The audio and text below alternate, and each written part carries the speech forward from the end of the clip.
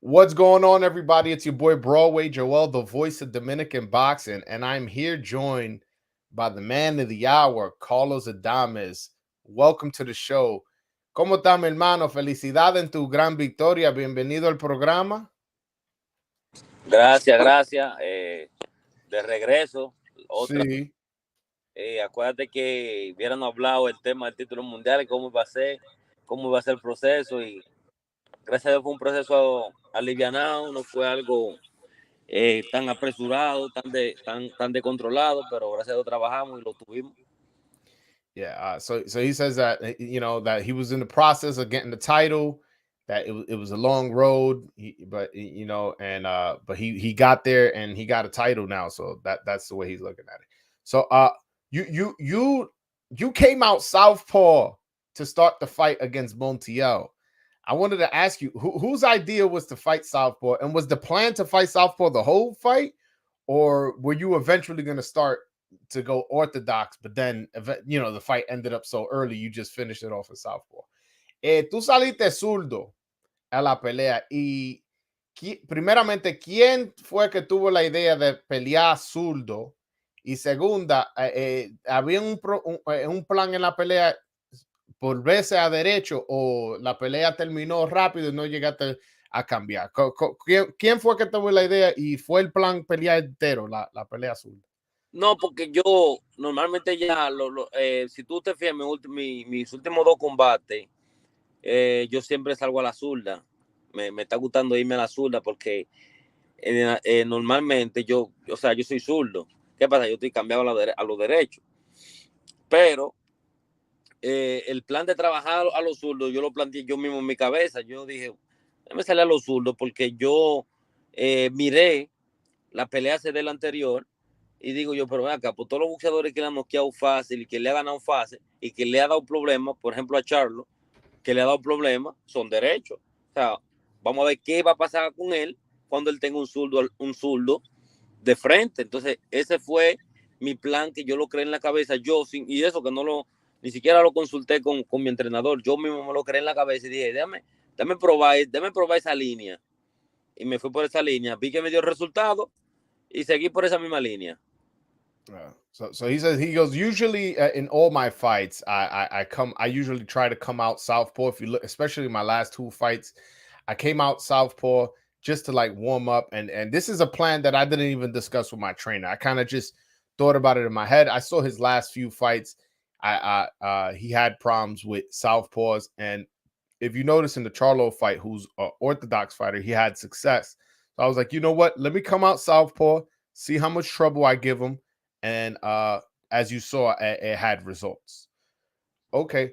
So did you feel pressure that you had to get the knockout? Because as we both know, Charlo went to the full distance with him. And people were are going to compare how you did to how he did. Did you feel any pressure about that?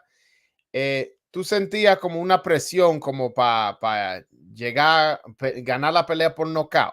Porque tú sabes que Charlo llegó a la decisión con él. Entonces tú tenías como eso en la mente, como que no, lo tengo que noquear porque Charlo no lo noqueó, y tú sabes que iban a comparar cómo tú hiciste que como él hizo. No, realmente no tenía, prácticamente yo estaba al 100% preparado. Llevaba muchas condiciones. No estaba en ningún momento, en ningún sentido estaba presionado, ni de noquearlo, ni a irme a distancia, nada. Yo simplemente subí a hacer la pelea que comencé a hacer. O sea, yo fui con mi enfoque y cuando llegara el knockout, aprovechar mi momento especial y dar mi knockout como lo di esa noche, 8 de octubre. O sea, yo llevé mi mente preparada para ganar mi pelea y eso fue lo que hice esa noche. Okay. He goes, no, I did not feel any pressure. My focus was on setting up the knockout, getting on the knockout. At no point was I thinking about anybody else's performance. He goes, I was so focused on myself. And once I got in the ring, my focus was on to win the fight as well as set up the knockout. And I did get it. Did you think you would get the knockout so quick? Because it ended in the third round. That's a pretty quick knockout. ¿Usted pensó que iba a noquearlo tan temprano? Porque fue en el tercer asalto, tú sabes, como muy, muy rápido. ¿Tú pensabas que iba a ser así? Yo no tenía pronosticado un knockout, pero sí sabía que iba a terminar bastante lastimado si terminaba la pelea. Sé que iba a terminar bastante lastimado. Pero al knockout llegar tan temprano, yo verlo lastimarlo tan temprano, sí dije, wow, pero qué raro, qué temprano lo lastimé. O sea, lo lastimé y lo acabé. O sea, no fue que lo lastimé y se recuperó y después lo lastimé, no, fue lastimado y acabado. O sea, fue algo como que si tuviera planeado en mi mente, pero realmente no, solamente era la condición exacta, o sea, las condiciones estaban demasiado elevadas, el enfoque, fue algo totalmente preparado en mi mente para esa noche, exacto. Oh, okay. So he says that no, he is surprised that he got the knockout so quick. He was like, it was one of those things where it wasn't like he hurt him and then he kind of recovered a little bit and he got back, and then he had to set up the knockout again. He's like, no, as soon as I heard him, I went in for the kill and I got the knockout. He goes, I was so surprised. And he spoke on that his conditioning. He goes that his conditioning was so good for this fight, and his focus was so much that he knew he was gonna get the knockout. But yes, he was surprised he got the knockout so early. Uh, so you looked absolutely amazing that fight. I feel like you made a statement, and a lot of people are going to be wary of you. Uh, uh, do you think the other middleweights like Jaime Munguia and Charlo and Triple G are they going to keep avoiding you, or do you think finally you'll land one of those fights? Tú te viste muy impresionante, muy impresionante. Y ¿tú crees que ahora, como tú hiciste tan bueno en la televisión, que ahora los peleadores en tu división que no han peleado contigo, como Gennady Golovkin, Jaime Munguia, Charlo, que ahora van a querer pelear con usted? Yo pienso que la respuesta está ahí. La respuesta está ahí porque Jaime Munguía era mandatorio enfrentarme. No quiso enfrentarme cuando peleé con Sergey de Beranchenko. Era mandatorio enfrentarme, no quiso enfrentarme. Puso su pero. Ahora son mandatorios pelear con Charlo. Pero no veo que pone ninguna, no veo que dice nada. O sea, yo creo que la respuesta está ahí. Creo que ellos no quieren tener ese problema en la cabeza. Yo creo que a ellos les gustaría tener un problema mayor en la cabeza, no tener el problema de Carlos Adame en la cabeza. Ahora mismo yo pienso, como para no sonar un poco arrogante, porque no quiero sonar un poco arrogante, yo me considero el mejor 160 en la división ahora mismo. Contar que soy campeón regular. O sea, siendo campeón, o sea, discutible de la división, Sí. yo pienso que no va a haber forma de que uno de ellos me enfrente a mí. Ni Charlo, ni Munguía, ni Triple G, ni Anin Canuli, ninguno. Yo sé que ellos se están mirando detrás del espejo y están diciendo, si me enfrento con el caballo bronco, soy un caso perdido. Okay. No. Okay. He said that he thinks the answers are that the answer to my question is already there. Jaime Munguia was supposed to fight with him to be a mandatory for Charlo after he fought Deverenchenko, and Jaime Munguia didn't send the petition to fight him to become Charlo's mandatory. Now he just became the WBC interim champion, meaning he's Charlo's mandatory, and Charlo hasn't said a single word about him or his performance. He goes, I think the answer is pretty clear as to how they feel about me. These guys, they want an easier problem. They want an easier opponent ahead of them. They don't want the problem that Carlos Adames brings to him.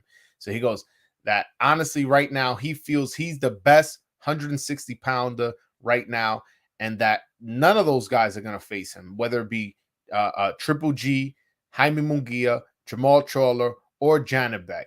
None of those guys are going to be willing to step in the ring with him. Now, okay. So in your preparation for this fight coming up, I had interviewed Bob right after, and he had mentioned, unfortunately, there was a tragedy in your family with your daughter while you were in training camp, which I didn't know until I interviewed Bob. Uh, do you want to speak on that? Después de la pelea de usted, le hice una entrevista a Bob Santos y él me contó a mí que usted tuvo una tragedia con la hija de usted y en campamento y que tú tenías que ir para la República Dominicana para la funeraria y todo. ¿Qué tan difícil fue eso? Tú sabes, mentalmente preparándote para una pelea. Realmente fue un golpe, vamos a decir como decimos los buenos dominicanos, fue un golpe bajo, pero fue un golpe del destino, fue un golpe de la conciencia de Dios. Ya mi hija a punto de nacer ya falleció. Sufrimos, lo lamentamos mucho. Mi esposa y yo, el sufrimiento de ella fue, vamos a decir, yo diría hasta más largo que el mío, aunque yo todavía sigo teniendo el dolor en el corazón de mi gran pérdida, de mi bebé.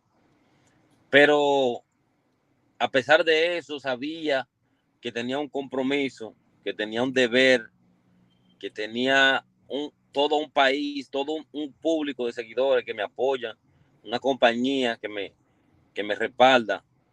Sabía que tenía un compromiso y tenía que cumplir con mi compromiso. Tenía que ir a mi compromiso. Yo, gracias a Dios, gracias le doy a Dios, que toda la bendición la da el Señor. Pude ir y venir a la funeraria de mi hija.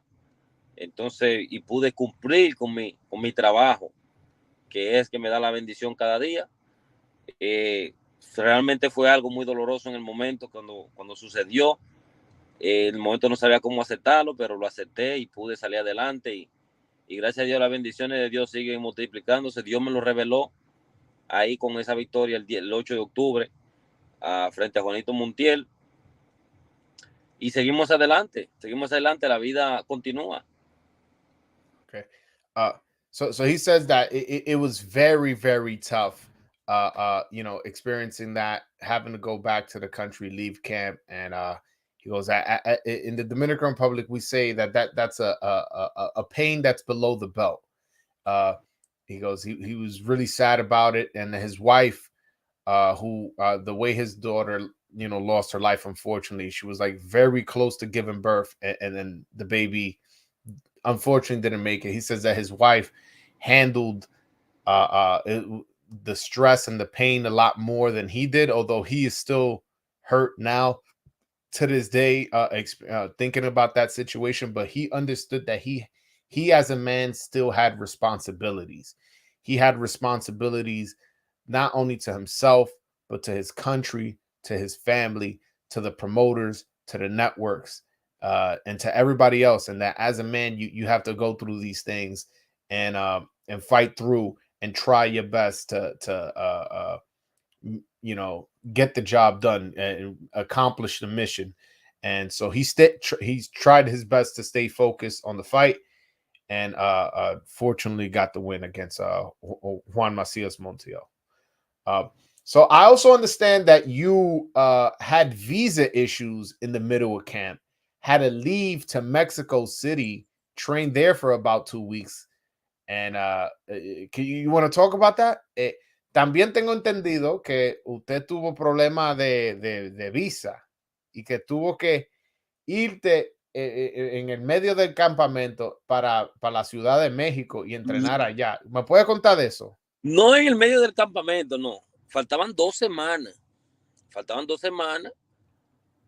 Y sí, se me venció la visa en ese momento y tuve que coger y venirme a la Ciudad de México. Gracias le doy a todos los mexicanos que siempre me han apoyado. Ir a la Ciudad de México, retirar mi visa y luego irme a mi combate. Otro proceso largo. Pues fue un proceso largo. Estoy hablando de 2 semanas que llegué un día antes del pesaje a la pelea.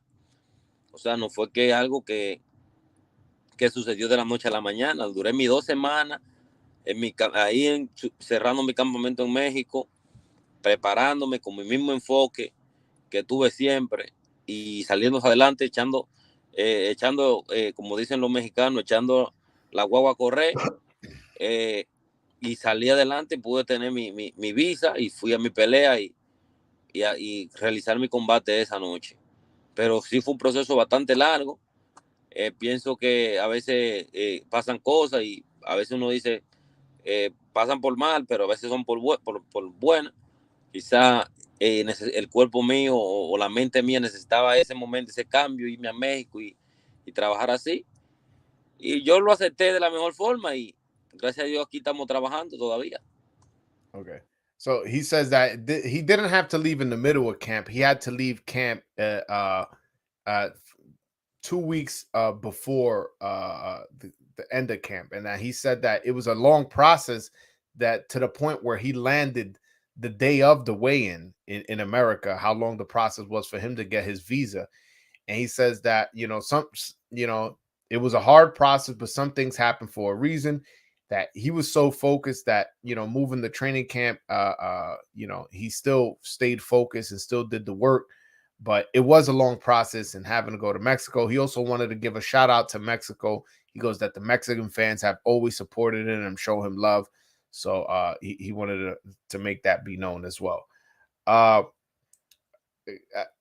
what was the difference of being in Mexico City as far as training and and sparring and all that? What was the difference between there and Las Vegas? ¿Cuál es la diferencia de estar en México con el sparring, con el entrenamiento, que era como estaba en Las Vegas? Es diferente porque estamos hablando de una altura bastante completamente diferente. En México sabemos que México es bastante alto. Entonces, la alimentación no es igual, no es igual. O sea, es un poco más difícil buscar alimento saludable en México porque o sea, no cualquier tienda vamos a ir, yo quiero una ensalada, te damos una ensalada, o sea, un poco más difícil en ese tema, pero como quiera, nosotros siempre le buscábamos la forma y le fuimos buscando eh, cómo entrarle y fuimos saliendo a camino y fuimos buscándole el espacio y logrando los sparring. Conseguimos cerrar el campamento con dos muchachos de sparring bastante buenos. Hicimos los 12 pares, hicimos los 10 rounds de sparring. Me sentí bastante bien y hacia adelante. Terminamos el campamento y vámonos. He said that the differences was big because Mexico City has very high altitude, so there was a difference of that between that and being in Vegas, as well as finding food that's healthy. He was having trouble out there finding healthy foods that, even something simple as a salad with the way he wanted it, it was difficult to find. But he ended up finding two sparring partners that were really good, two really good fighters, and they ended up sparring 10 rounds with each of them. And he felt like they the camp went well as it could. Um, so I heard that you didn't want to eat the Mexican meat out there because you didn't want to test positive. Could you talk about that? Bob me dijo a mí que tú no querías comer de que carne de vaca ya, que tú estabas moca. ¿Me puedes contar de eso?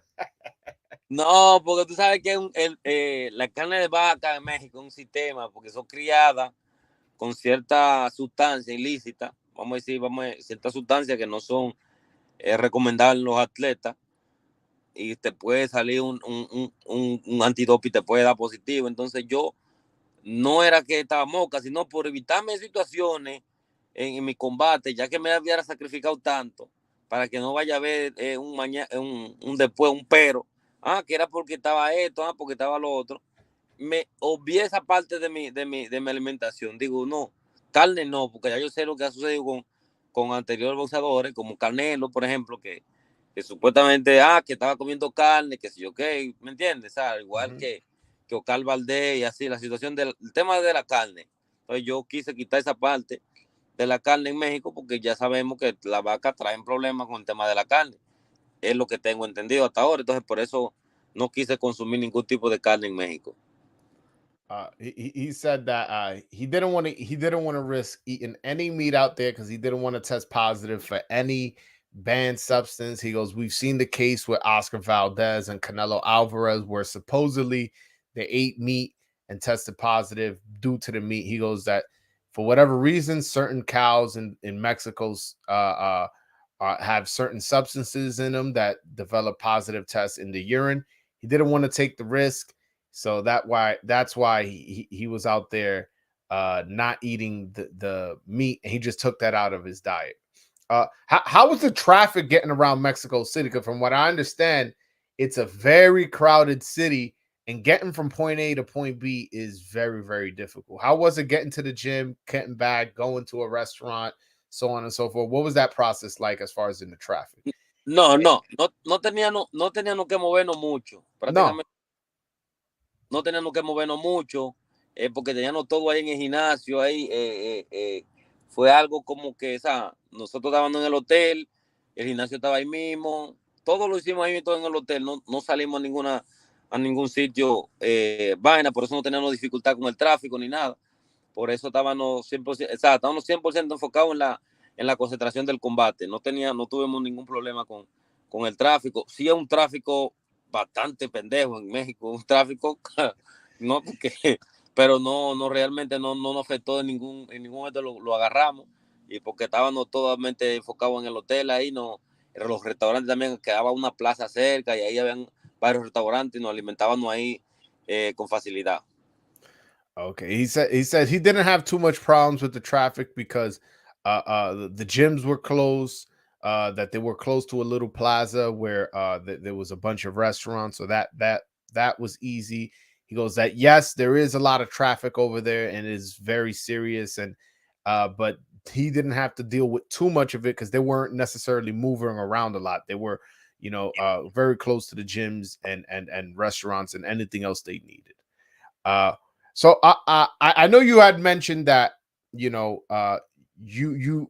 you don't think that these guys are willing to fight you, but if you had your choice of opponent for your next fight, who would it be? Yo sé que tú dijiste que tú no crees que ninguno de estos peleadores van a querer pelear contigo, pero si fuera usted, que usted eligiera tu próximo oponente, ¿con quién fuera? Bueno, yo elegiría por la cabeza, la culebra, decimos nosotros, se mocha por la parte más peligrosa, se mocha por la cabeza. Yo iría por la cabeza, yo iría por Charlo. Yo iría por él y lo mochara a él de la cabeza, entonces yo cogería después lo que considero más comible, más fácil, vamos a decir, que son los otros que están ahí. O sea, yo mocharía a Charlo de la cabeza y después me iría por los otros.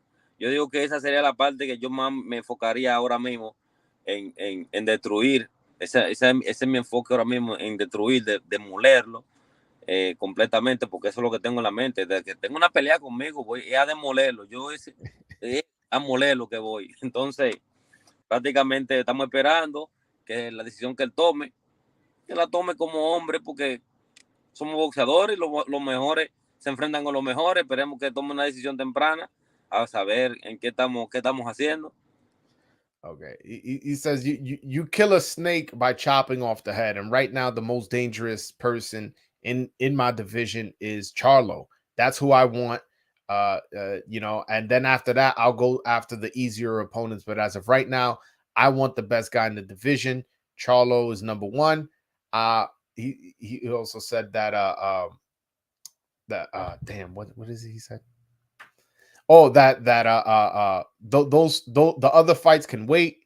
Right now, once he gets a fight in his head and that gets stuck in his head and in his mind that's the fight he wants, the fight with Charlo is the one he wants, and that's the one he's focusing on. Yeah. So since there you go. I wanted to ask you. So you had called Jaime Munguia the chicken of Mexico. Do you have anything you want to elaborate? You want to talk about more of him and how he's a coward? Because I call him the biggest duck in boxing. Yo escuché en una entrevista que tú le dijiste a Munguia que él es la gallina de México. Yo en inglés, cuando hay un peleador como corriendo, nosotros le decimos pato. Entonces yo cuando hablo de Jaime Munguia, yo le digo pato y tú le dices gallina. Así que no es pájaro como quiere, si es gallina o es pato, es un pájaro. Es pájaro, no, porque los mexicanos, la historia que tenemos de los boxeadores mexicanos, los mexicanos son guerreros, son peleadores guerreros, son boxeadores que no tienen que ver nombre, no tienen que ver nada. También, no totalmente la culpa se la ha hecho a él, porque él es un simple peleador. También se la ha hecho a su compañía, porque su compañía no ha tomado la decisión de decir, yo quiero verlo con este muchacho que le va a exigir y le va a decir de qué él está hecho, si está hecho para estar en los números que se están mencionando o si no está hecho para estar en los números que se están mencionando. Porque no es peleando con un cojo, con un tuerto, con un manga mocha. Ah, yo soy el mejor porque estoy peleando con un hombre que le falta un brazo. No, no eres el mejor. Necesitas pelear con uno que tenga sus dos brazos para tú saber si es el mejor. Entonces, así no puede, no estamos en los boxeadores anteriores, la época anteriores, los mejores se enfrentaban con los mejores. Ahora no, ahora yo veo que los mejores andan buscando los peores. No, vamos a enfrentarnos entre los mejores, porque para saber cuál realmente y que se merece el título de ser mejor. Entonces, por eso yo digo que yo digo que yo soy el mejor porque yo no tengo respeto a nadie. Yo no tengo respeto a ninguno de los 160, le tengo yo respeto hasta ahora. Bueno, cuando suba a otra división, a tampoco le voy a tener respeto a ninguna de la otra división. Entonces, por eso digo, soy el mejor. Yo no ando buscando bandera. Tú, el que sea campeón ahí, tiene problemas conmigo porque yo voy por esa faja. He says that if you look at the history of Mexican fighters, they're warriors. They like to fight anybody. They're very aggressive in their ways of fighting. But you look at Jaime Munguia, he's not trying to fight the best. And I don't even blame him that much. I blame more his company. But still, at some point, you got to challenge yourself and you got to try to fight the best. Munguia's out here fighting handicapped people, bow-legged people, people with one arm. Like he's out here not trying to fight the best. I'm here fighting the best. I'm calling out everybody. I have no respect for nobody in the division. But you look at who Munguia is fighting. He's fighting disabled people and fighting people with one. Why don't you fight somebody with two arms? Why don't you fight somebody who's willing to step in the ring and fight you and give you back everything you want? But at the end of the day, that's not what he's trying to do. uh No, pero yo encuentro, I feel like you really don't like Jaime Munguia. I feel like you obviously you want to fight Charlo because that's the biggest opponent. But I feel like with Jaime Munguia is a little bit more personal. Am I reading into that correctly? Yo siento que como con Jaime Munguia como que es más personal. Yo sé que tú quieres Charlo porque claro es campeón y tú quieres ser mejor y ahora todo el mundo dice que el mejor es Charlo. Pero yo creo que como que con Jaime Munguia es más personal. Es así que usted lo dice. No es tanto personal. Si tú supieras que yo ahora mismo, yo no buscaría nada con él, porque él no es campeón. Él no es campeón, solamente tiene un nombre. Él no es campeón, yo no busco nada con él. Yo busco la faja. Ahora mismo, si él no pelea conmigo, o sea, mencionarme como guía, ¿para qué? O sea, como ahora mismo yo soy más que él, porque yo soy campeón interino en la 160, él no.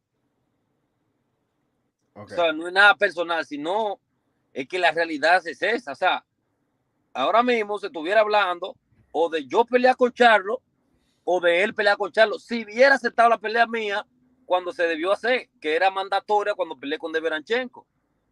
No, mandó la gallina de los huevitos de plata. Mandó la gallina de los huevitos de plata, mandó a Montiel, ven Montiel, cógelo tú, ven a ver si tú le ganas. Entonces, ¿Cuándo él va a querer pelear conmigo? Cuando él me llame 2 semanas, como él acostumbra a hacer 2 semanas, porque eso es lo que hace su compañía. Llama 2 semanas, ven a pelear. Te vamos a pagar esto. No, en esto no estamos por dinero, en esto estamos por ser mejor. Y eso es lo que yo quiero que ellos se metan en la cabeza. En esto yo no estoy por dinero, en esto yo estoy por ser mejor. Y eso, hasta que yo no lo logre, yo voy a estar en esto. Y con la bendición de Dios y mi talento y mi disciplina en el gimnasio, yo sé que yo lo puedo lograr y lo voy a hacer con la bendición de Dios. Entonces, ahora mismo, mi enfoque, como te dije ahorita, es Charlo, que es un campeón. Está Charlo, está Triple G y está Anin Canulis. Esos son mis objetivos. Ahora mismo, esos son mis objetivos. Munguia está al lado, porque él no es campeón. He's like, honestly, it's not personal. It's not personal with Jaime Munguia. He goes, honestly, as of right now, I wouldn't even necessarily pursue a fight with him. Like, he doesn't have a belt. If anything, I'm higher ranked than him. I have an interim belt. He doesn't have nothing. What does he have? Just a name?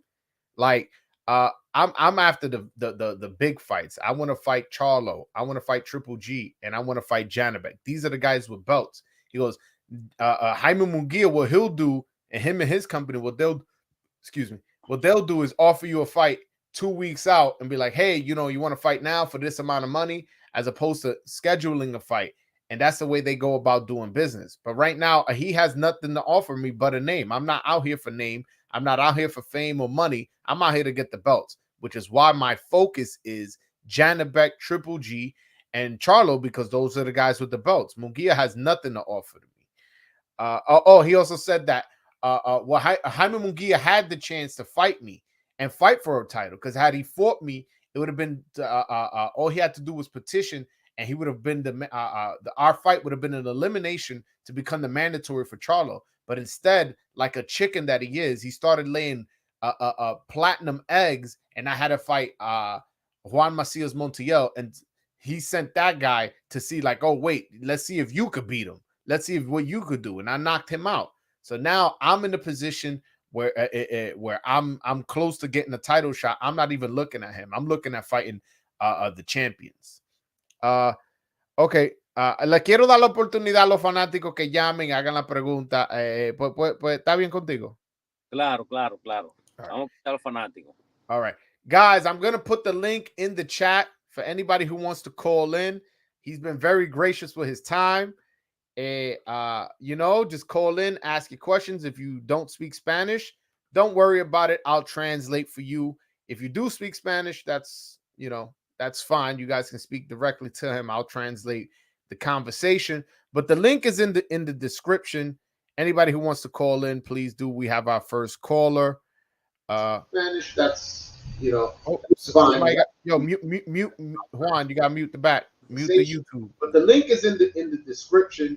Anybody who wants to call in, please do. We have our first caller. Juan, I muted you. Mute the YouTube in the back, because I'm getting feedback. Anybody who wants to call in, please do. We have our first caller. Mute. What I gotta mute? I don't know. I keep hearing myself. It's a loop. I'm getting feedback. Anybody who wants to call in, please do. We have our Bueno, está bien. No sé qué pasó. We have Ari, de lo mío, ¿qué es lo que? De lo mío, ¿cómo estás, hermano? Todo bien. Te tengo ahí el caballo. Sí, oye, excelente trabajo la última pelea. No sé si tú te acuerdas, la última vez nosotros hablamos también. Yo llamé cuando tú estabas entrevistando con Joel y quería, darte las gracias para representar a Dominicana como es. Le metiste mano y todo salió bien, gracias a Dios. Gracias a Dios, así es. La pregunta que yo te quería hacer, bueno, una pregunta y un pedido.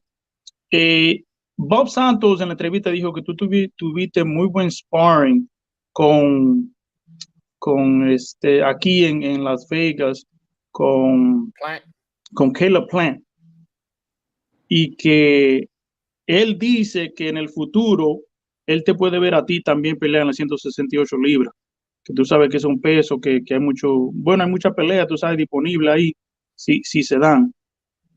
¿Qué tú crees de eso? Bueno, ahora mismo no estoy enfocado en esa división. Para responder a tu pregunta, ahora mismo no estoy enfocado en esa división, estoy enfocado más en la división mía, que son los 160. Apenas acabo de eso, tengo 2 peleas en la 160, no puedo estar pensando en subir la división de los 68, aunque los sparring con Carlos Plan han sido sparring muy buenos, y sí ha visto que sí puedo pelear en la 168, pero no tengo eso en mis planes. Él lo dice porque posiblemente en un futuro se pueda hacer algunos combates en la 168, pero por el momento no, eso no está en mis planes.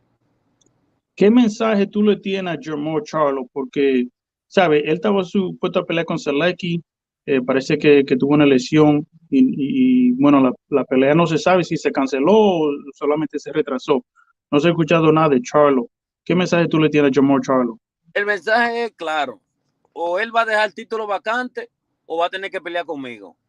Porque no hay de otra. Él no quiere pelear con nadie. Él está ñoño en la división y solamente tiene el título agarrado en la mano y está ñoño. El mensaje es claro, o deja el título vacante o pelea conmigo. Ok, y el último pedido que tengo es, que yo le he dicho a Joel un par de veces, te lo digo a ti, te lo digo, y si tú le puedes dar mensaje también a los muchachos que ustedes todos entrenan juntos, Claro. lo queremos ver en Twitter más activo.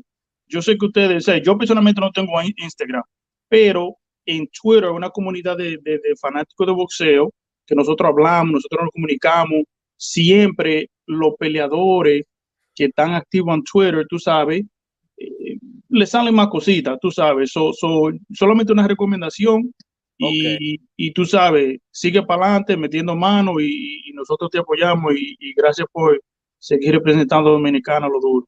Ok, gracias, está bien, voy a hacer caso a tu petición y vamos para allá. Vamos a conversar más en Twitter. Está heavy, hablamos. All right, muchas gracias. Thank you, Joey. All right. So I'll translate as best as I can. It was a pretty long conversation.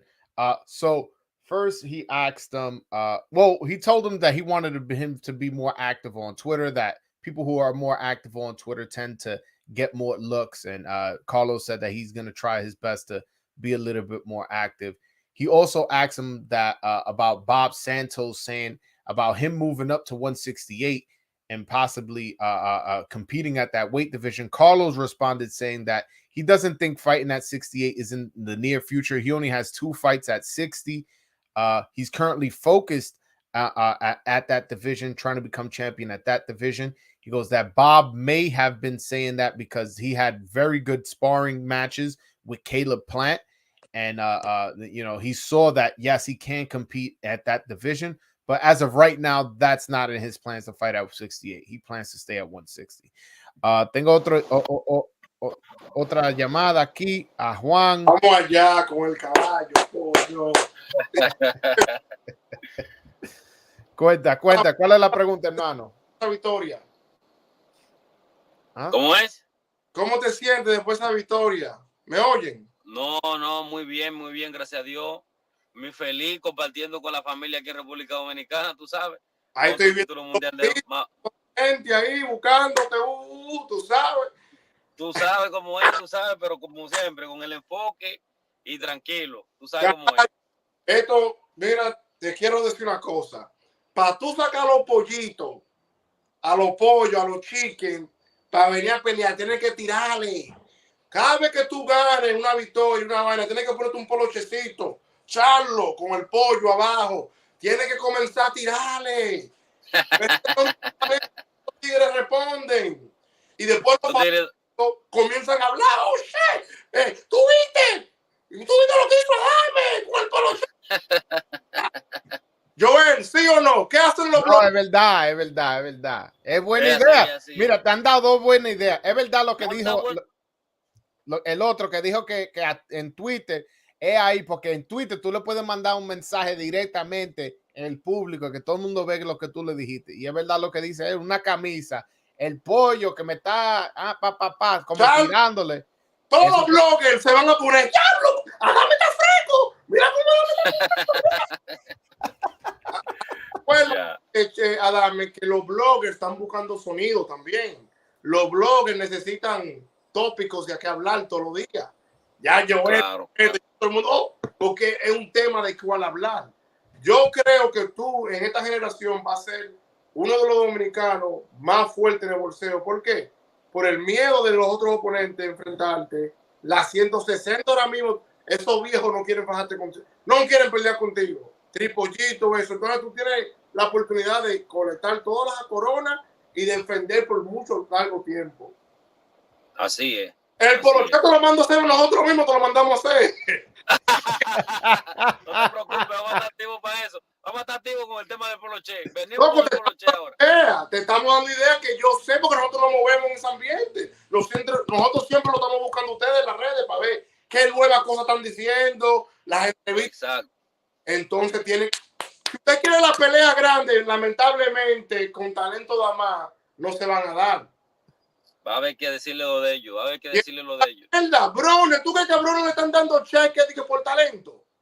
A Brones no le están dando cheques todavía en el boxeo porque es uno de los boxeadores más fuertes, porque habla mucha mierda y sabe la pelea.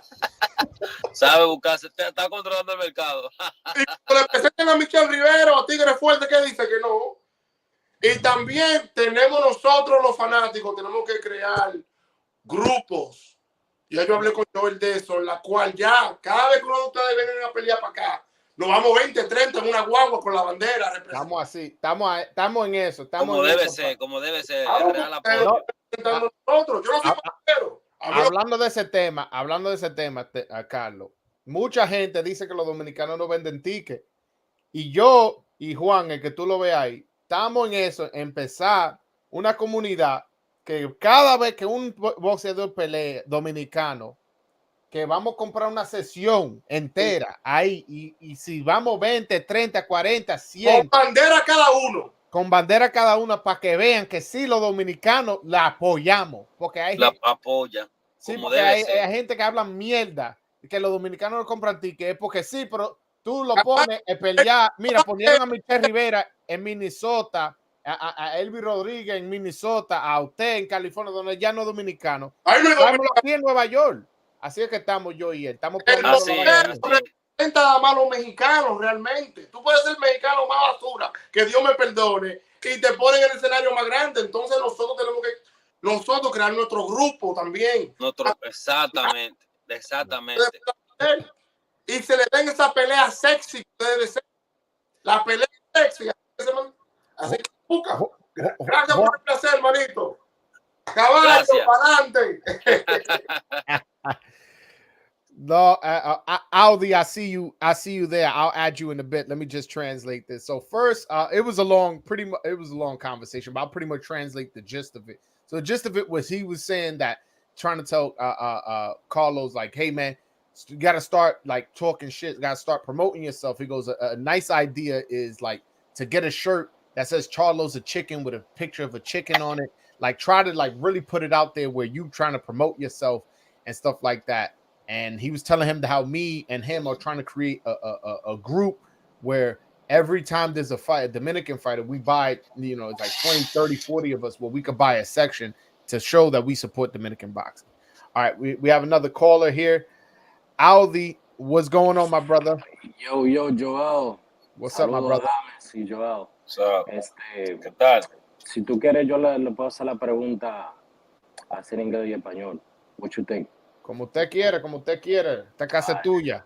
So, Joel, for you, I believe that I guess you should start, posting the flyers and bodegas and stuff, salon, barbershops, so the Dominican fighters could start being exposed more, On Showtime, there's not a lot of Dominicans that are in boxing, that focus boxing.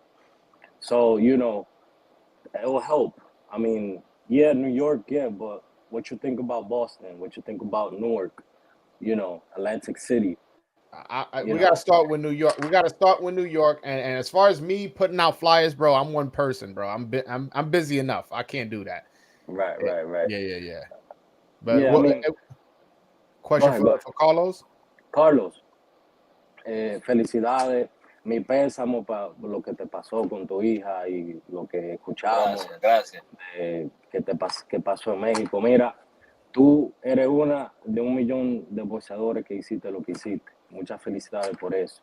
Me gustó una cosa que tú dijiste ahí con Joel, que tú no le tienes miedo a nadie y tú no vives de que cogiendo banderas. A mí me gusta eso mucho. ¿Es la verdad que tú le diste su salsa a Caleb Play?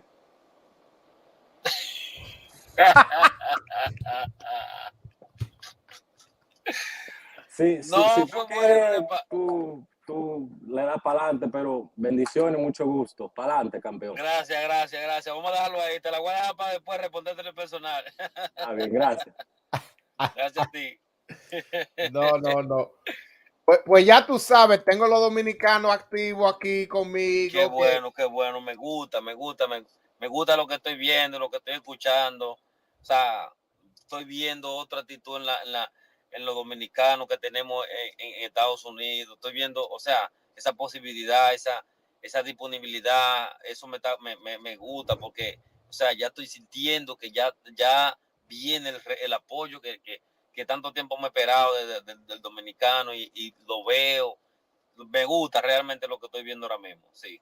No, es que por eso que yo puse esta plataforma. Esta plataforma, mira, no había una que apoyaba a los dominicanos. Sí, no, yo no estoy diciendo que a ti nunca te hicieron entrevista, porque yo sé que sí, que a Michelle Rivera Sí, le han hecho entrevistas, pero en esta página, esta es la única página que todos los dominicanos yo le hago entrevistas y sigo cuando tú, que quizá usted no sabe, pero algo pasa contigo, yo lo estoy reportando, entonces es así, y mucha gente me están, ¿qué está pasando con Carlos? Juan, yo me averiguo, yo estoy poniendo la noticia y como te digo, el movimiento soy yo que lo estoy empezando. Ahora está chiquito, ahora, pero usted está viendo el pero principio. va a crecer, va a crecer, va a crecer. Eso es cuando uno va, ahora cuando los promotores digan, es dominicano, no, hay que firmarlo, porque yo voy a empezar un movimiento de que vamos obligados, que tenemos que apoyar los peleadores dominicanos. Y ahora lo que están subiendo ahora, estos muchachos son muy, muy buenos, muy buenos. Bueno, mucha calidad boxística, mucha calidad. Te voy a hacer una pregunta, de los boxeadores jóvenes, no, tú sabes, de los que ya están campeones, de los boxeadores jóvenes, ¿cuáles son los que te gustan más? Concho, Michelle, Elvi, de que responderte a la pregunta, me voy a tirar mucho problema porque yo amo a los peleadores dominicanos, incluyéndome yo, porque que somos guerreros y yo sé de dónde venimos, o sea, yo sé el sacrificio que hacemos para llegar a estar en televisión en Estados Unidos, sacrificar, subirnos arriba y jugándola como un peleador. Yo sé, o sea, está Michelle Rivera, Severino, el zurdo, o sea, y boxeadores que más por ahí viene, está el Marañero, viene Juan Polanco, o sea, son varios peleadores, tan Agüita que viene por ahí acabando la división, o sea, son muchos peleadores, Leonel de los Santos que está aquí, Edwin Cedeño, óyeme, son un sinnúmero que en 2 años más República Dominicana va a ver que hace algo con República Dominicana con boxeo, porque vamos a estar acabando la liga. La liga la vamos a romper la liga.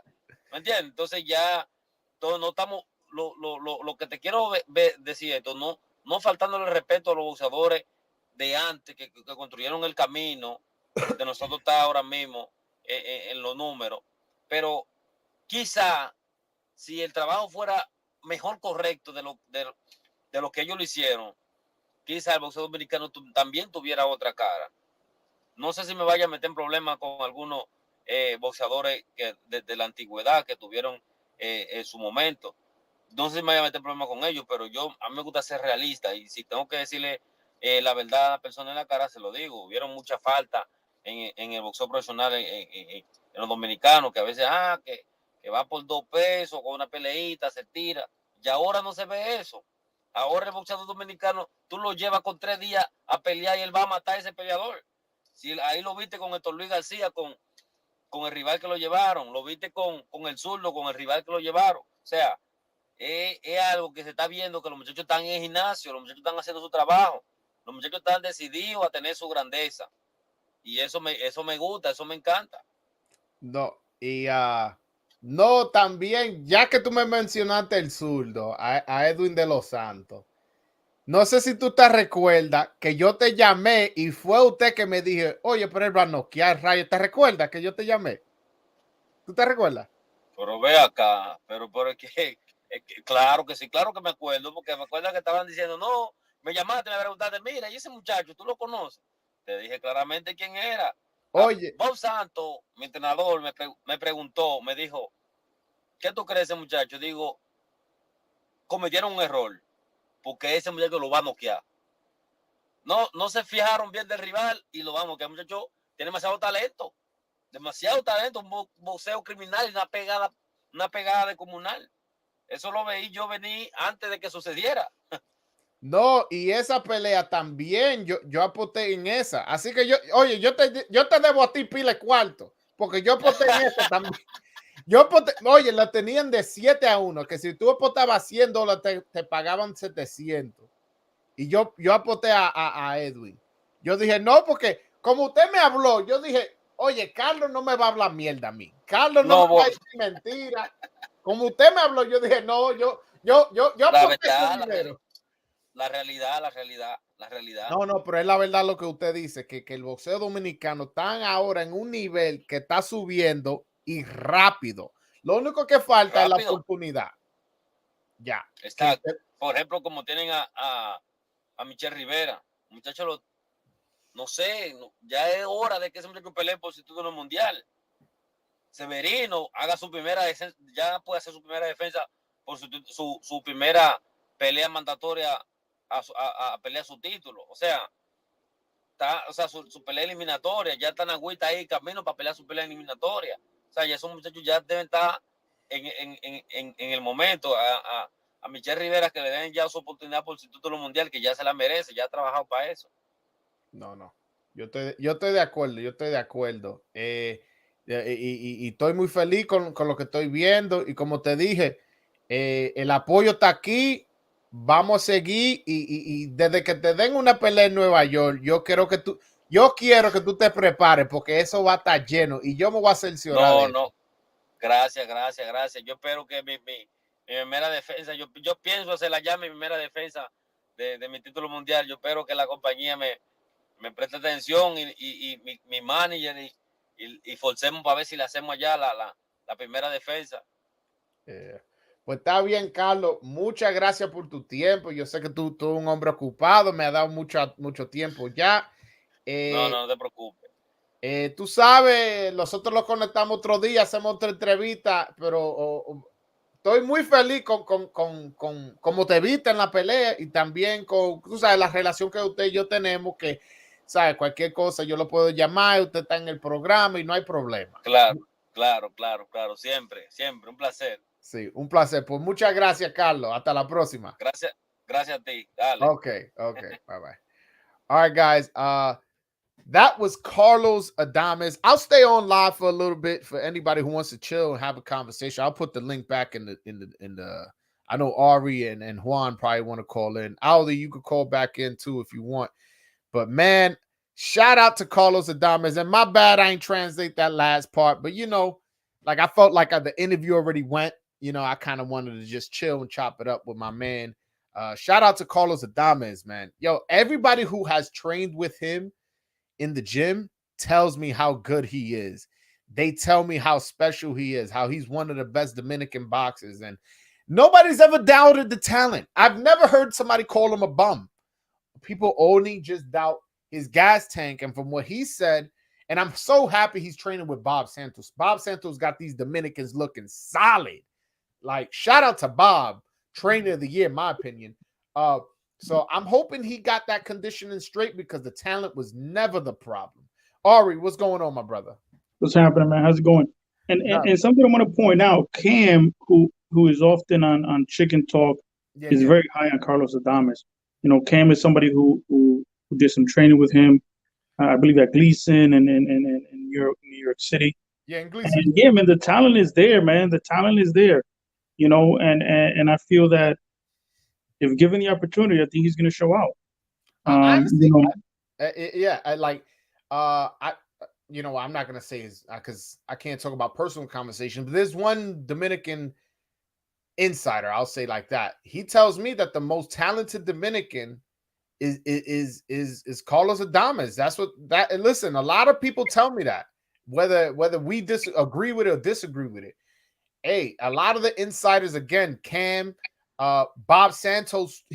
Bob Santos worked with Erislandy Lara, Mario Barrios, Robert Guerrero, Jose Casamayor, Joel Casamayor. And he says that out of all the fighters he's worked with, Carlos Adames is the most talented he's ever worked with. I thought he was on drugs when he first said that. Nah. And then you saw the performance. Not that I don't believe in my guy, but I'm like, come on, man.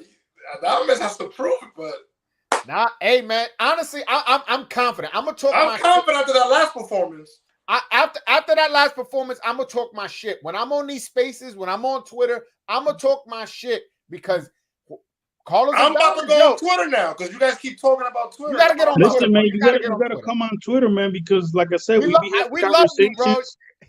we have conversations, and look, and this is why I keep saying that Dominican fighters gotta jump on Twitter and talk their shit. Rolly Romero, how did Rolly get a Tank fight? It wasn't because of talent. It wasn't because of talent, because he got cooked. He got outboxed by Mariñez, right? So he lost that fight. We all know he lost that fight. No, we know Dominican. We know that. But what I'm saying is these guys are not getting opportunities because they're talent. They're getting opportunities because they can run their mouth. People are gonna tune in whenever they say their shit. So, and I understand that you can't force being something that you're not, right? You can't if you're okay, but and I understand that for because I know like Carlos Adames, Michel Rivera, Hector Luis Garcia, they seem very quiet. They seem very laid back. They don't seem like they gotta talk that shit. Talk shit, bro. Carlos No, I know, but I feel like they're more reserved. But you know what I'm saying? But you're not gonna get like I said, closed mouth don't get fed. So you gotta be on Twitter. You gotta talk your shit, and that's the way you get your name out there. Because they see the talent is there, but if they don't think that you can attract people, you're not gonna get any big fights. Yo, the beauty. I'm sorry. Go ahead, Joel. Now, I was gonna say to that point. I want to say the guys that have really good personalities that I've had private conversations with is definitely Carlos Adames. Carlos Adames, he's really funny, man. Really, really funny dude. Michel Rivera also has a really cool personality. But I think what with Michel Rivera was that when he speaks English, he's so focused on trying to speak proper that he doesn't really show his personality. When he's speaking Spanish, that dude is funny, cool. Yeah, no, he's mad. Yo, trust me. That's why. I see. And I told him, I was like, yo, let's do an interview in Spanish because I want people to see how cool he is in Spanish. Yo, you gotta bring him in. You gotta bring Michelle on after that performance he had. I'm trying to get him. I'm trying to get him this Saturday. I'm gonna call out. That's what I'm saying. Like these guys, man, if they hop on Twitter, man, they could come in the spaces and talk and it'll be fun, man. I think we could build a Dominican boxing community, man. I think we should do that shit right now on Twitter. Bro? Where you from? Aquí in Westchester. I live in Yonkers. Man, once we get this community popping, bro. Listen, I know I'm buying 4 tickets wherever I go. Oh no. So I didn't even tell Ari. So Ari. No, I go to the fights too. I was at the Tank fight. I didn't go to the Wilder fight because I was at a wedding. But I go to the fights. I go to the local fights. No. I just want to give you an me and Juan right here. We've been planning something where, let's say Michelle or Carlos or Elvis, they're gonna fight in Barclays. I'm making the scenario up. What we're trying to do is we're trying to buy out a section. So like, let's say section 103. That's our section. So there you go. I'm going to bring whatever 6-7 people, whoever I can convince in my circle to come with me that's Dominican. All right. And everybody brings a flag. Juan here, he's going to do the same. I'm bringing people. You do the same. You tell your brother, your cousin, your sister, whoever. Boom. Now we got a big group of people all on one side with Dominican flags. So when they say, yo, Dominicans don't sell tickets, you're going to be like, what? You saw section 104? 104 was going crazy. Mad Dominicans there. And that's how we build a community. I'm going to start a Facebook group. I already started a Reddit group, but I'm having trouble growing that. But I'm going to start a Facebook group soon. Because everybody else. But that's what we want to do. We want to build a grassroots thing. And then where, let's say now there's a fight in Cali, right? Now, let's just say I build a Facebook community. Fuck it. In the Facebook community, yo, y'all want to go to Cali? Yo, and then vamos fucking 30, 40, 100 gente. It could become something so beautiful to the point where we know all of us are not going to be able to go. But the ones that do go, we can even start doing church together. We can start doing a bunch of things together, man. So we're trying to do something like that. And by the way, big fights. For the big fights too. Yeah. So what do you think of that, Ari? No, I think it's a great idea. I mean, it's like I said, man. If we could do, like, for example, like how lefties doing chicken talk, right? These guys go to different fights all throughout the country and they meet up. If we could do the same thing as a Dominican boxing community, I think it's a great idea. So on Twitter, there's a guy, Lefty. He has it's called Chicken Talk, and Chicken Talk, it's a space where different boxing fans have boxing conversations. They do meetups. They recently met at Barclays for the Wilder fight. There was like probably 25 deep. And they do that throughout the country, so they go to different events. So I feel like if we could do that, with our that's what I'm saying. With the talk, oh man, that's what I'm saying. If we could do it as a Dominican boxing community, man, I think it'll be great. I think we could do it, man. There's a lot of people, there's a lot of Dominicans that are boxing fans. It's just that, unfortunately, we don't have that opponent. Yeah, I just want to share something. I just want to share something real quick. So right now, there's 7 people watching me, right? So y'all gonna get the exclusive. Don't post on your social media, but this is for my loyal listeners who, after the interview, stuck around. You get a little sneak peek. You get a little sneak peek of what I'm working on. So this is a shirt that I'm working on. By sometime next week, they're gonna be printed and sold over here. I thought you was about to spill who De Los Santos next fight was gonna be. No, I can't do that. I wish I could. I know who it is, but I wish I can't. Are you excited about the opponent? I'm excited about the opponent. Hold on. Let me see your face. Let me see your face when you say it. Nah, De Los Santos. Let me say this. Again, there's 6 people on.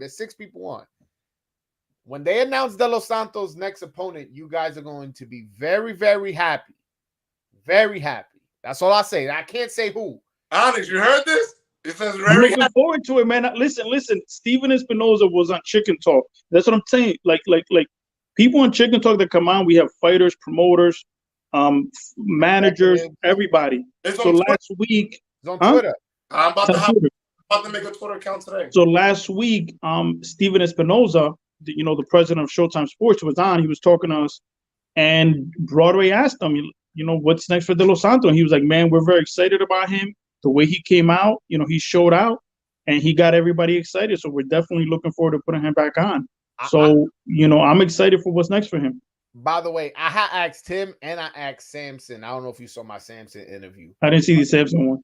I asked both of them because I wanted them to spill the beans. But I know who it is. And I listen. Well, Samson said the same thing I've been saying on my channel the last week or 2 weeks is when it gets announced, y'all going to be happy with the opponent. Y'all not going to be complaining about De Los Santos' next opponent. It's a good opportunity. It's a potential fight that you see us going to. Oh, I listen. It's probably not going to happen in New York just because they always treat Dominicans like a B-side. Are we flying over there? That's all you got to tell me. Listen, I may fly. But like, is that good of a fight that I may be flying out there, man? I may be flying out there, man, so we could go, bro. Because I'm going with you. Me and Joel had an organic little meeting that we did, and between him and our group, like 8 people. And where do you live at? Where you live at? I'm in Jersey. I'm right across. Oh, you're in Jersey. Okay. I'm in northern New Jersey. So my ride to Brooklyn was 20 minutes. Oh, wow. Oh, so you close. Oh, nice. Jersey, there's a bridge that connects. Yeah. Yeah, nah. So so he had hit me up on Instagram like, yo, you going to the Wilder fight to support Michelle? I was like, yeah. So he asked me what section. So I told him I went with my brother and my father, and he brought like 4 or 5 people. Yo, we had a nice little group of Dominicans, and we just thought like, yo, right there, it was like 9 people, right? Something like that. We had like 8, 9 people. We like, yo, this is just a little group. And we was loud, people looking at us like, oh shit. We was like, imagine if it was 20, 30, 40, 100 of us. Like, let's say next time. Even thinking about having a big, it was just me and him. It was just organic. So next time, let's say now Ari, you come with us now, and you bring your brother. Dude, I already look. My cousin and his wife were at the fight. My friend was at the fight, and I know of at least 5 other people that want to go to fights. So it's only a matter of Dominican making it happen. They Dominican? Yeah, they Dominican. But that's what I'm saying. Look, right there. You just mentioned like, yo, bro. So if we, but I obviously, like the flying out and everything, like maybe not everybody could do that. But let's just say we could get because I want to start the movement here in New York first. Start the movement here in New York where people having fun, people getting to know each other. Let's just say we did 3-4 events already. Now we already know each other. Like, oh yeah, we exchange your numbers, blah, blah, blah. Then, all right, De Los Santos fighting in Cali. Yo, Elvis is fighting in Vegas. Yo, Michelle's fighting in Texas. Let's take a fucking flight and fly out there. Whoever can afford to come. Yeah, man. We could rock them shirts, man. I want that shirt in white. Can I get a white one? You have sale, man. When it's coming out? They coming out. They coming out next week. I want to see how they sell before I order more. But I hope you guys like the design. No, I like it. Just like I said, just sign me up for one and just tell me how much it is. I'll send you the money. Yeah. Are you doing only blue or are you doing different colors? As of right now, I'm only doing blue. I want to see how they sell. I didn't want to, because the thing is, there's a minimum for shit, you know? Got it. So you gotta buy 12. You gotta buy. Yeah. So I was like, let me see how the blue one does, and if it blows up, then I'll order. All right, white and black and red, and But as of right now, I'm just doing something that's gonna help you out with that. I just buy the images. I'll be having the shirts at home. This is my company, so all I do is I just buy the images. It's way cheaper than that, so you don't have to spend that much money. Once you have, I'll talk to you about that later. Yeah, talk to me about it later. Now, you see how important it is that we get the right opponent. De Los Santos was unknown. Yeah. I mean, he was. Very few of us knew him. I personally knew him. Like a few of us knew about him. But this is what I'm saying. If you look, for example, Rayo has some clout, right? The Mexican fan base was behind Rayo this, Rayo that, Rayo this. Oh, he's the next best thing at 135. And one's brother was like, "Yo, Rayo might get cooked," and I personally didn't say the same thing, but I was like, "Yo, we're gonna find out." The only thing that I was saying, we're gonna find out if Rayo has a chin or not. We're gonna find out if Rayo has a chin or not, because De Los Santos hits him. We're gonna see if he has a chin or not. And me personally, Rayo's a good fighter, but he was too wide. He kept his head up in the air, and we're like, "Yo, we're gonna find out if he has a chin or not." And sure enough, once De Los Santos started tagging him, we saw what happened. But like I said, this is why I think, like, if the guys are on Twitter, like for example, Isaac Pitbull Cruz is another one that has clout, right? The Mexican fan bases are behind him, whatever. Overrated. That's why this is why I want like Michelle Rivera to fight him. Or De Los Santos to fight him. These guys should be fighting. If they're not gonna get a Tank fight, they should be fighting him because he has clout. That's too nice to him. He be saying that his team didn't take a fight. He gotta stop saying he didn't take the fight. No, you gotta talk shit. You gotta talk shit. You can't listen. I like what Carlos Adames said about Munguia. La gallina de México. La gallinita de México. Yo, my man was like, yo, él está peleando con cojo, uno sin brazo.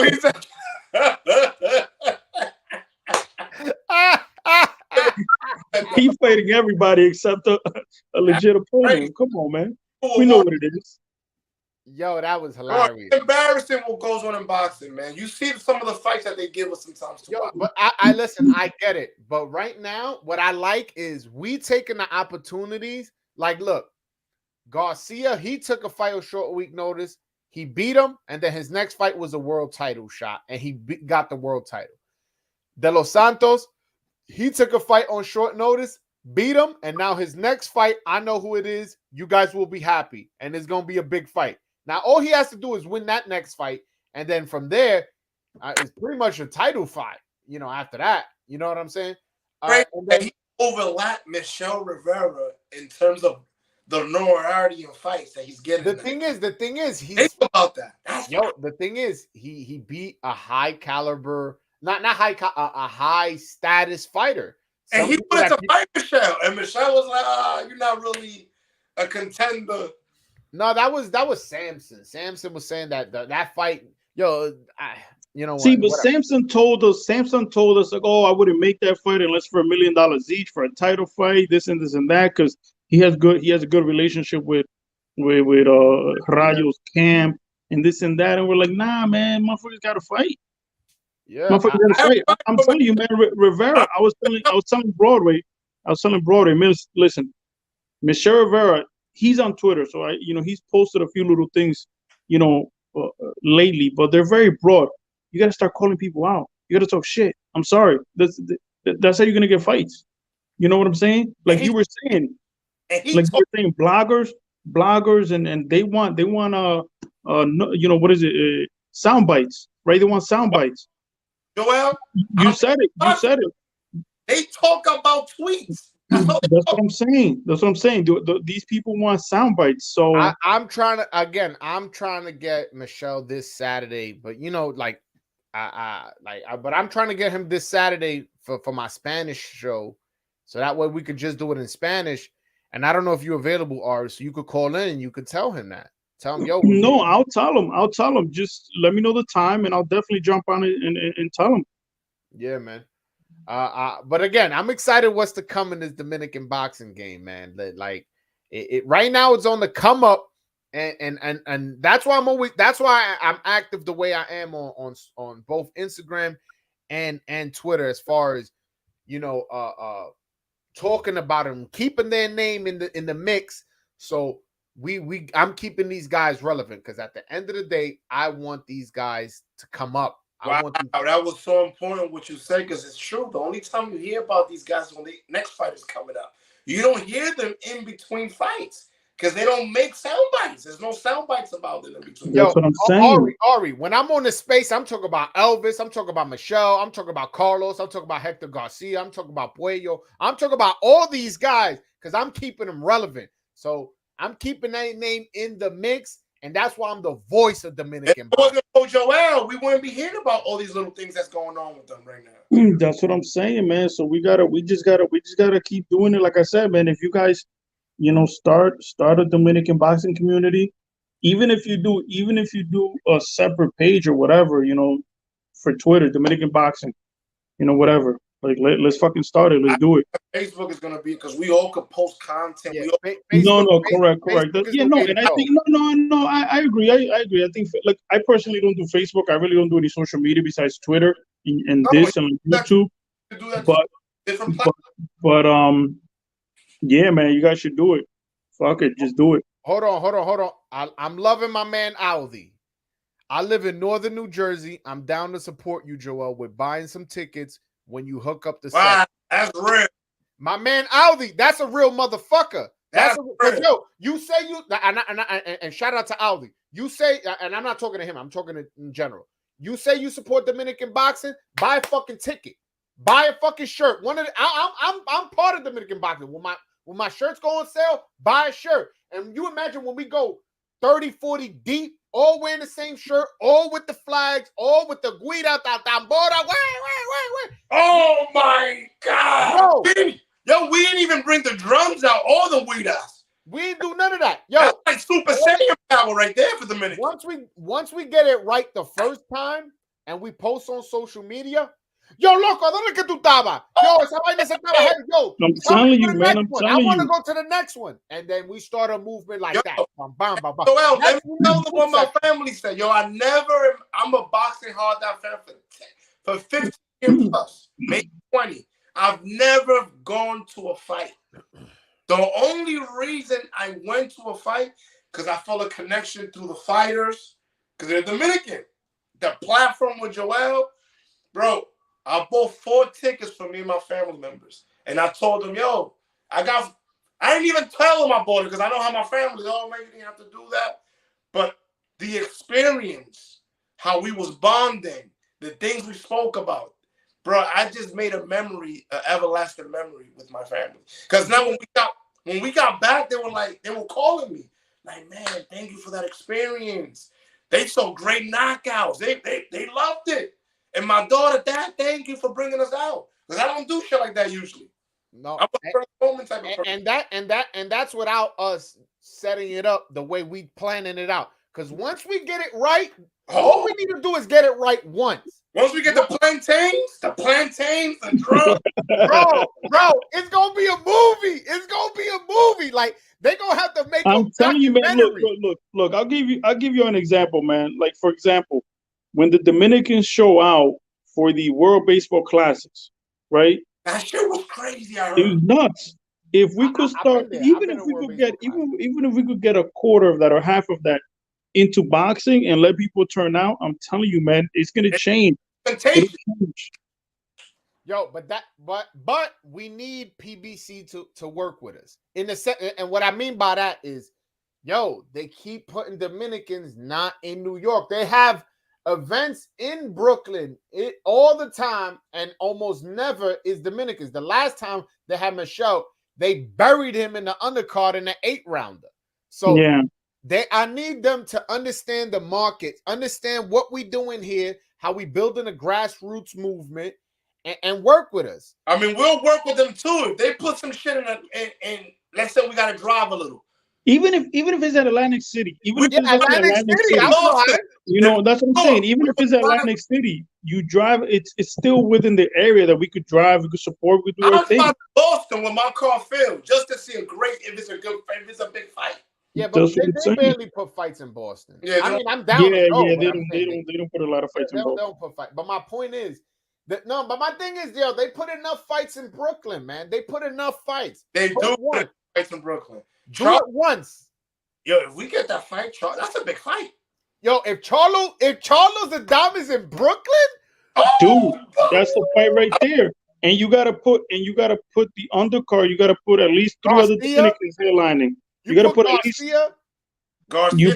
You could put Garcia. Michelle. You could put Michelle. You could put Elvis De Los Santos. You could put Puello. No, I like the Kid Nunez. Put the Kid Nunez, the 126 pound. Put him in Brooklyn too. Well, all right. Put it like this: it could probably be a triple header on Showtime for free, right? So it could be the main event, Charlo Adames, co-main, let's say Garcia, and I don't know who he would fight. If he could fight Rackmore for that unification, if Rackmore or the kid, what is it? Bell wanted to smoke. Or the kid Bell, whatever his name is. Who? Is it Albert Bell? Albert Bell? He Lamont Roach. Lamont Roach? Is it Lamont Roach? I'm sorry. Yeah, because he's ranked number 1 in the W. So we could put him, man. And then either Michelle, Nunez, or Elvis, whichever one of those 3. I'm cool with either one.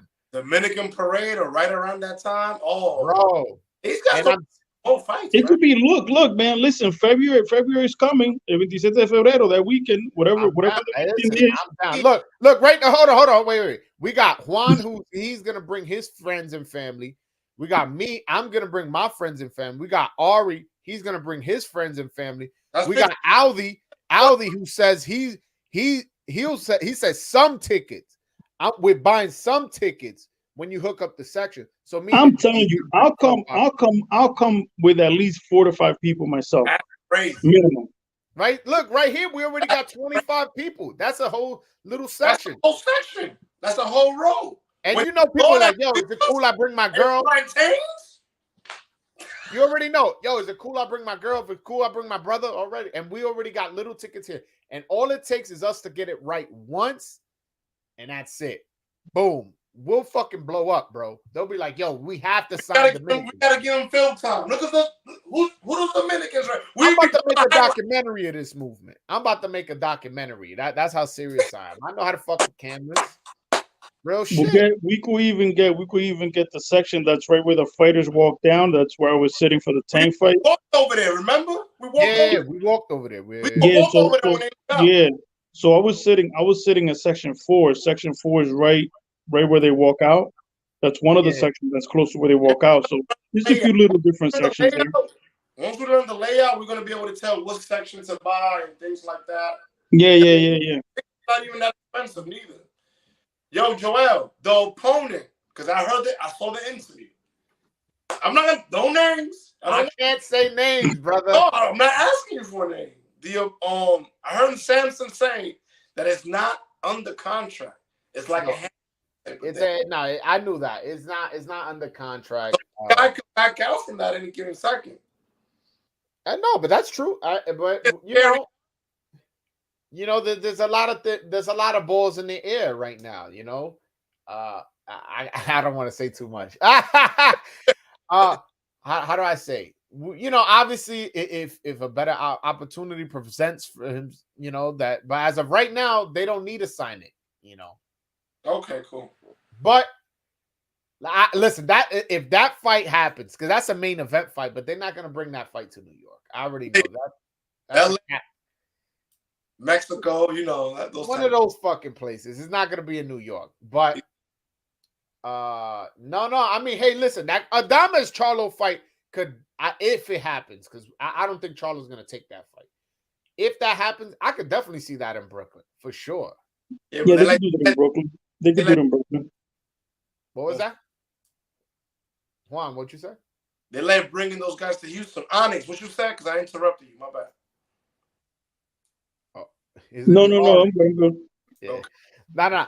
But guys, I'm about to end the live. But yo, definitely, we already started. We already started the conversation.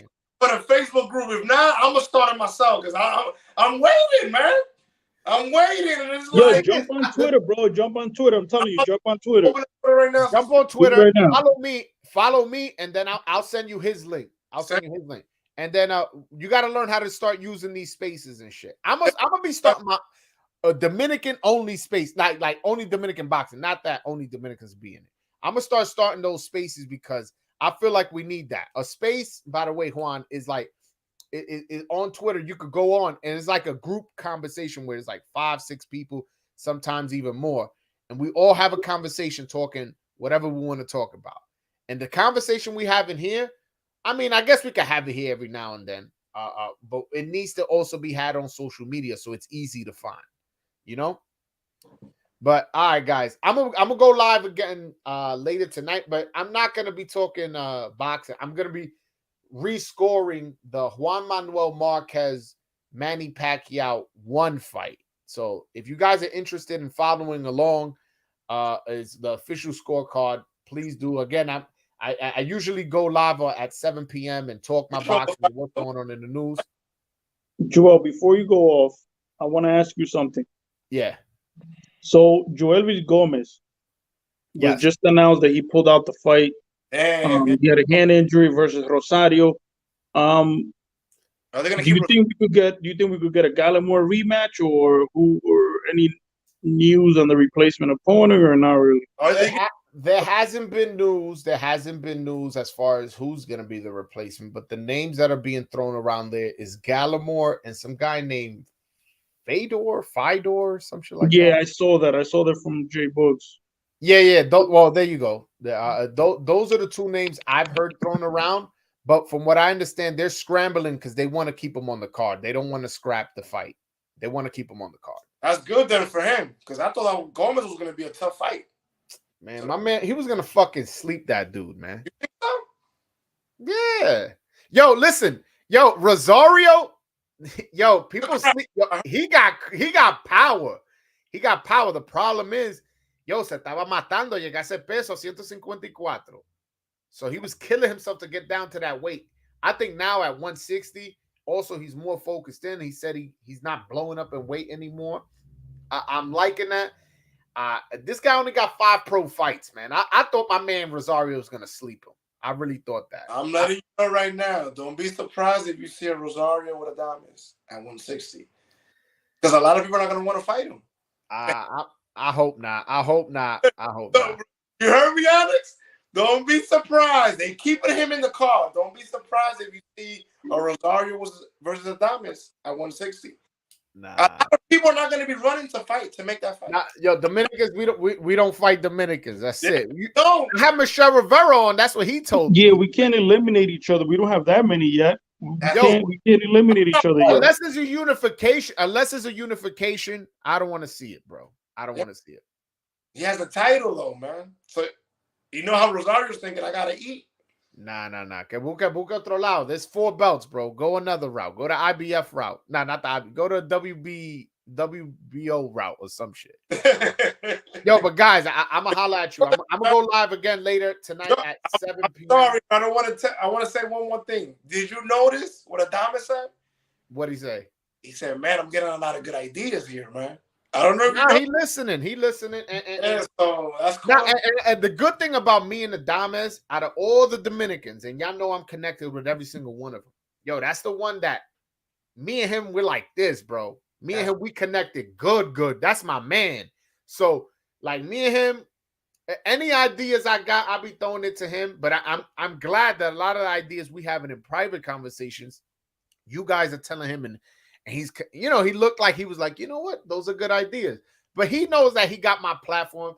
Anytime he wants to hop on, he has my number. All he has to do, yo, Joel, quiero una entrevista. He knows that, but a lot of times he's busy running around, so I don't like to bother people. Not only that, Joel, but once our group gets good, we could do pre-sale promotions too. We could all meet up at a restaurant with our flags, put that shit all over Twitter, Facebook, Instagram, whatever the fight is going to be. Yo, bro, trust me. There's a lot of things we could do, man. There's a lot of things we're going to do, and a lot of the ideas that they just so focused on fighting that they may not be thinking about, we're going to think about, and we're going to execute for them. So shit. Exactly, man. Dominican boxing is going to change a lot in the next 2 years. In the next 2 years, people are going to be like, whoa, a lot's changed. But all right, guys, I really got to go. I've been saying I'm going to go for a minute. All right, later tonight, 7 o'clock, official scorecard. I will be scoring Juan Manuel Marquez versus Manny Pacquiao 1. Please hit that like and subscribe button if you haven't already. Until next time, guys. Peace.